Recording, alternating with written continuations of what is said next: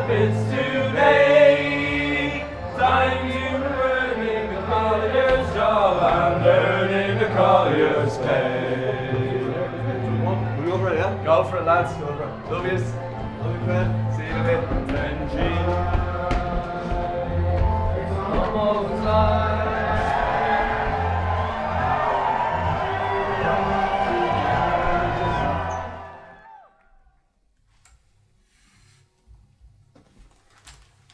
So we only wrote this tune yesterday, you know? But all over to go. So.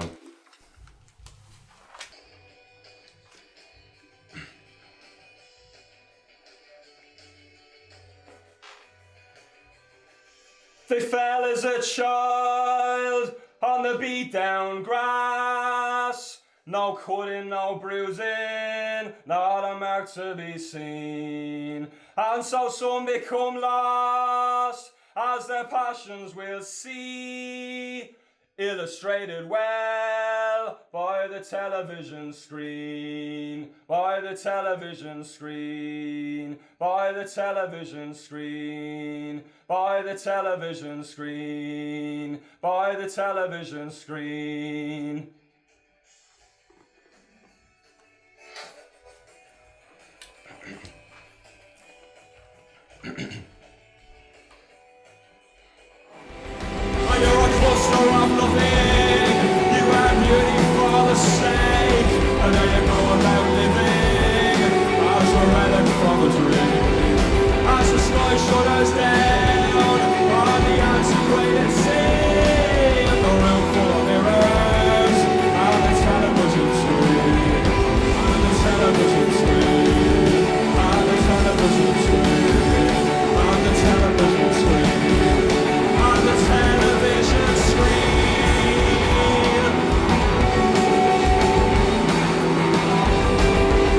Have you, no, I have the light, don't I have a lot of beer. No, I've got one, thanks. Got yours, eh? No. No, you go back. You going in or? Yeah. I'll just wait here for him. Yeah. I'll do nothing.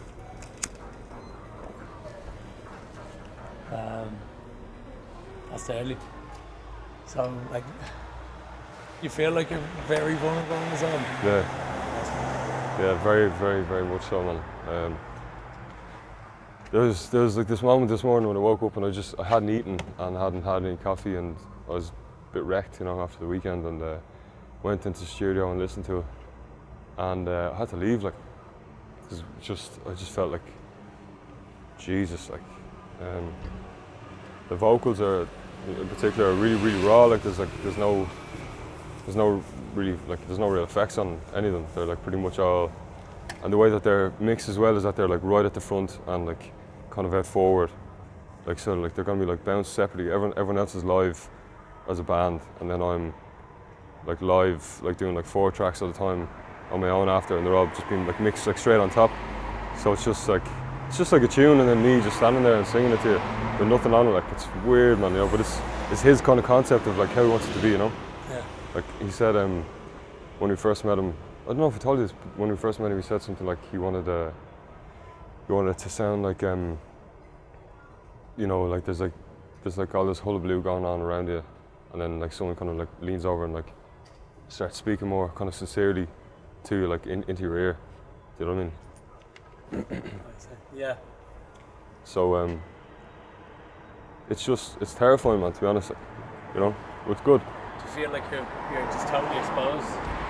I do, and I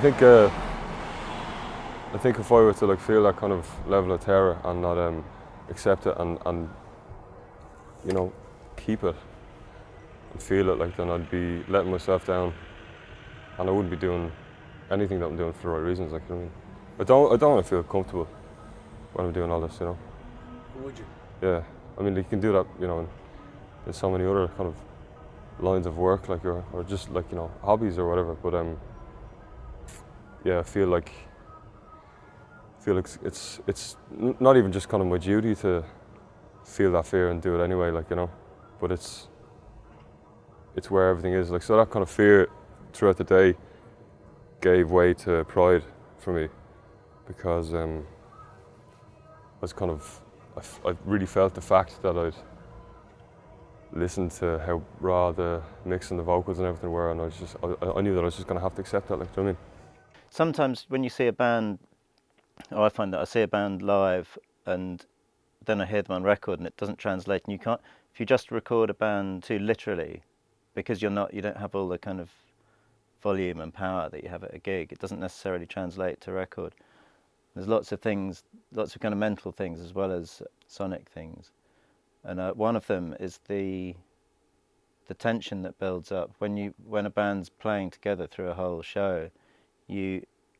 All the events that happen that aren't part of the plan, mistakes and kind of just the way that you sometimes just play things that you weren't going to play because of the moment and because of it's really hard to recreate that in the studio. So what I suggested was recording the album essentially in one take, spend a few days getting the sounds perfect and getting the moves from one song to another, but then literally start at the beginning and get as far as we can. And then with the twist was having a kind of rule that if we started and anything went wrong, we'd go right back to the beginning and erase everything that we'd done.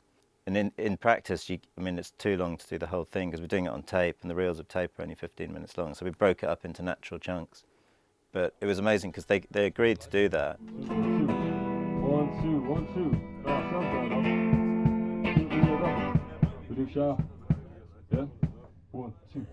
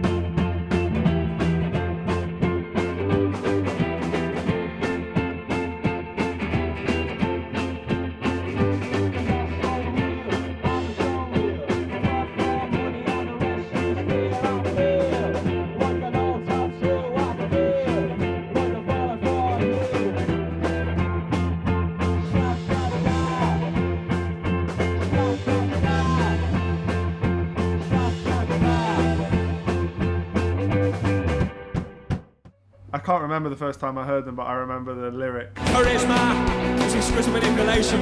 Money is the sandpit of the soul. Money. Charisma is exquisite manipulation, and money is the sandpit of the soul.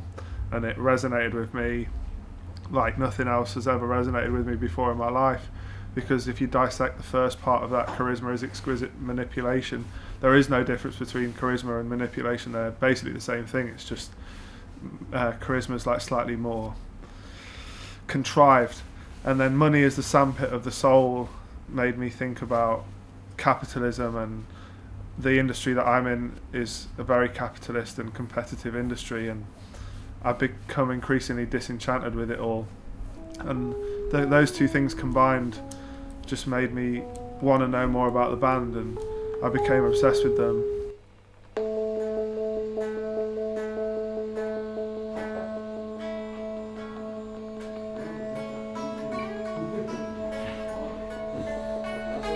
No, you're good. You're safe.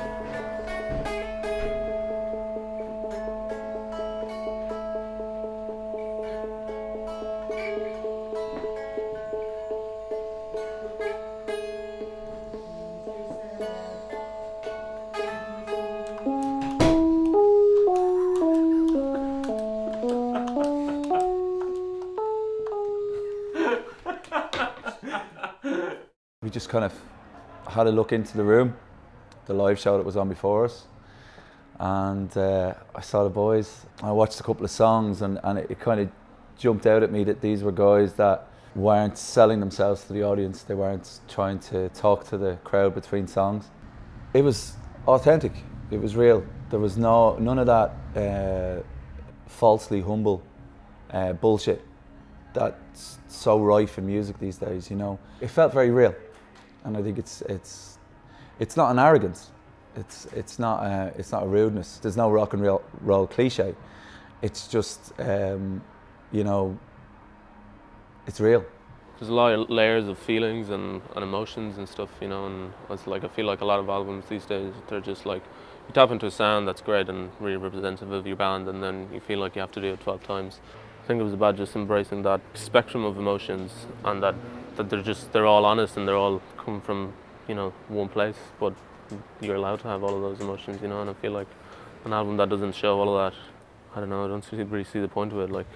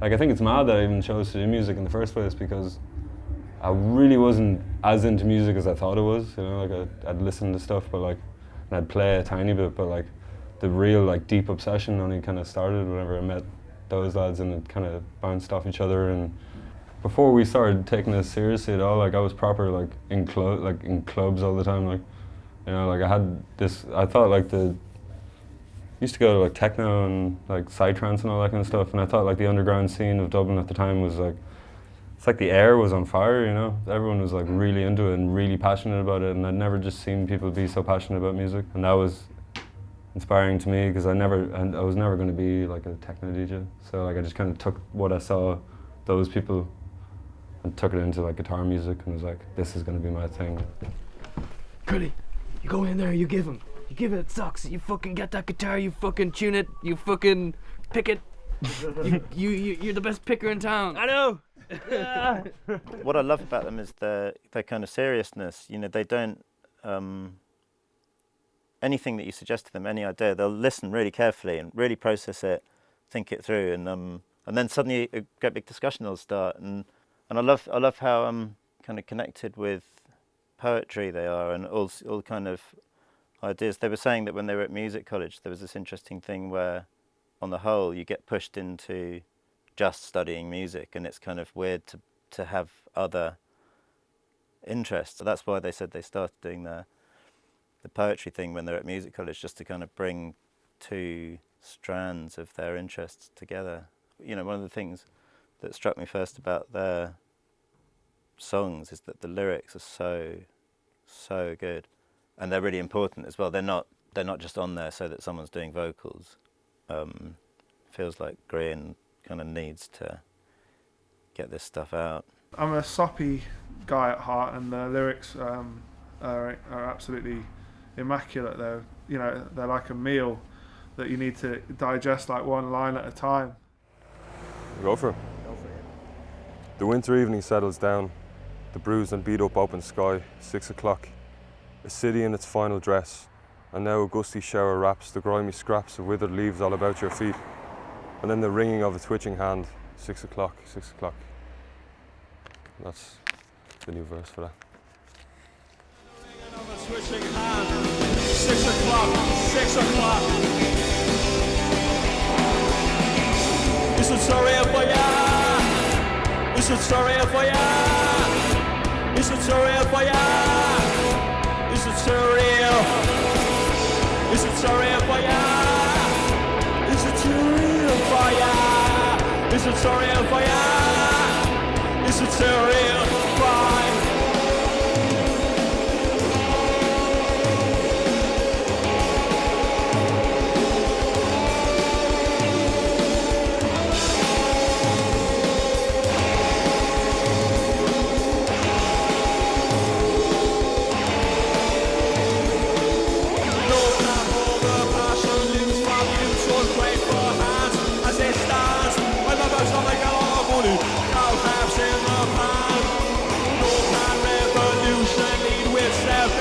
Aside, as I cry, I'm about to make a lot of money, cause I'm there,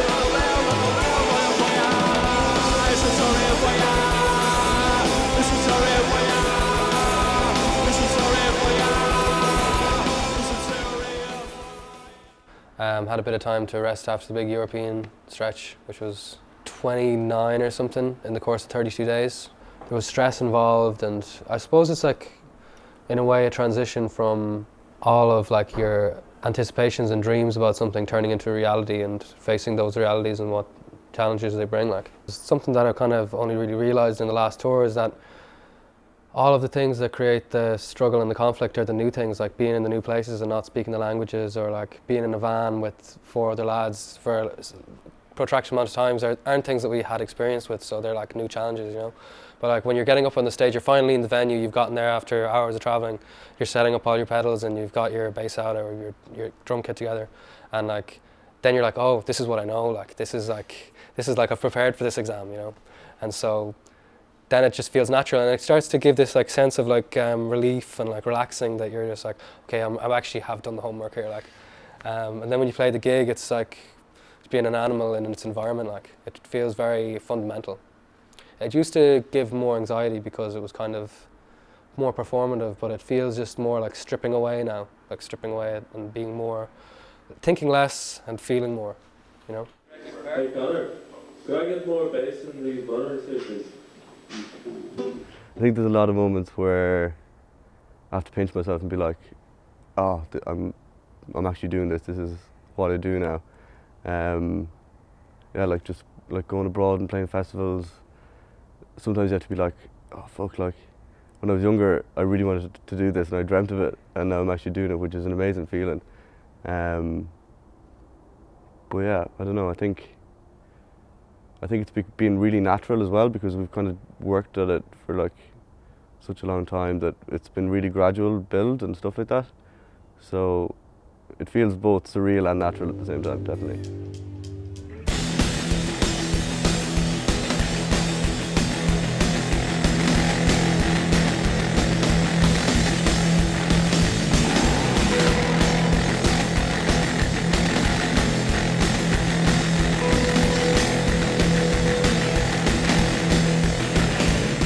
Probably the longest time we've been away for like on one time, like without going back for a day or anything, and you do feel like you get lost in the group sometimes, and you need to like step out and just bring some, you know, just find something of yours, and then you can bring it back in. I find it really important to not forget that, because it's really easy to like be a unit, and it's really important to like have your own space as well, because if not, you just, I guess, you know, you don't feed anything into a group of people or into anything. You need to kind of like, each individual needs to have something to give. I think like just small things like that, you know, having your own sense of like discovering something and being like, that's beautiful and it's just for you. That's enough being alone for me. You know, I don't mind sitting in a van for 9 hours with the lads because I love them. But just small things like that, having your own, you know, sense of enjoyment out of like a view is enough. I think it's definitely exploring myself to the point where it nearly makes me want to quit like every week, you know, because it really does get to the point where it's like, I don't know how I'm going to be able to share this with anyone else. And then anytime I show anything to the guys and we play through something, there's always like there's a moment between me showing it to them and them turning around at the end and saying like, yeah, that's good, we'll keep that, where I'm in emotional flux. I have no idea how I'm going to continue, like, you know. I think we did the 2 verses. Yeah, we did 2 verses. Did we? No, I have no fucking idea. I'm not sure. Like. Here, listen. Old sound Constantly have to catch yourself and be mindful, like, because you can misperceive the things that happen to you because of stress, like, and so you can kind of not really see that you're in a hotel room in Prague on a day off on a tour that you're having because of like the work that you've put in for years with your friends, building a band together, and all these things have happened, and you can just go like, geez, I really wish, you know, I wasn't so stressed out, or like, you know, this is all getting to me and it's making me misperceive it. So it actually was like a really good lesson in mindfulness and like trying to catch yourself and really living in the moment and enjoying it rather than getting caught up in arbitrary emotional nonsense like. The breeze in the night time would kill you stoned. That it was a message I heard when the company said there is no warning and there is no future. I like the way they treat me, but I hate the way they use her. I hate the way they use her. I never really read or spent the day in bed, and my hair was red and my eyes weren't dead. I wasn't cool. I think you must let your guard down as much as possible. I think having a guard up and having an ego, you're kind of just locking yourself within that wall. Just bleed all the time, like bleed who you are all the time. Don't hold back. I've never seen 5 individuals be so attentive to one another. That's the key to what Fontaines DC is. It's just built on love for one another. Future. I like the way they treat me, but I hate the way they use her. I hate the way they use. Well, I never really read or spent the day in bed, and my hair was red and my eyes weren't dead. I was a cool kid on the curbstone scene. The lights in my... I think we're in it for the long haul, you know, in whatever form it takes, you know. Even if we were to end the band, I think we're very much kind of intertwined. We're just highly aware of one another's kind of hearts, like, you know, what's at the root of them, you know. And that's a very difficult thing to let die, you know. I don't think it ever will. I hate the way they use. I don't want them to ever dislike the art of music. I look back at it with disdain or that wrecked me, that took away from my life. I want them to gain everything they can from it.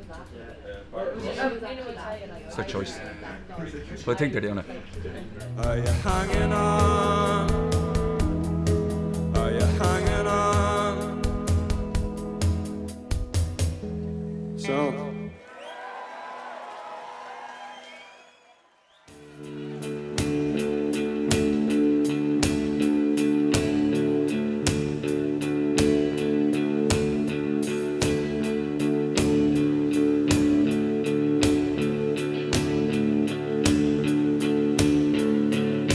I was down the bottom half of some old bar in Chinatown. I didn't get soppy, did I? He did, he got soppy. I didn't get soppy. Beautiful way. It's not soppy. No, it was just fucking true. I got soppy. The truth is soppy. I didn't get soppy. Don't soppy on me, will you? Soppy's the wrong word. Soppy's the wrong word. You got real and it felt real. That's what happened.